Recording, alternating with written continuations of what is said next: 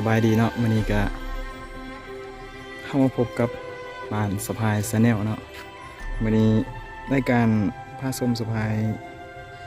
จะพามาเบิ่งวัตถุโบราณเนาะ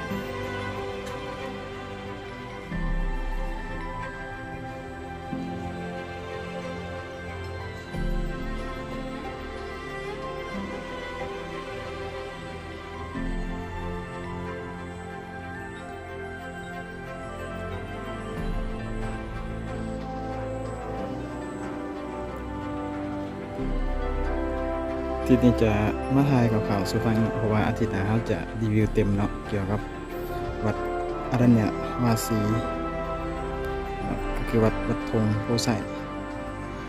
ตัวนี้เป็นหินยังเป็นเลยขุดค้นพบเนาะในส่วนในปีใดเนาะตัวนี้เป็นแทนพระศิโฮเก่าเนาะตัวนี้เป็นแทนหยังเนาะนี่เป็นไม้แค่เนาะที่กลายเป็นหินเนาะซึ่งนี่ครับการพิสูจน์มาแล้ว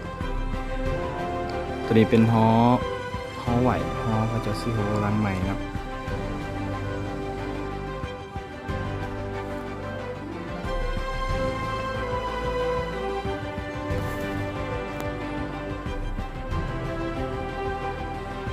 ตัวนี้เป็นผู้เฒ่าบ้านห้างคนอื่นมาน้องพัสนิเนาะ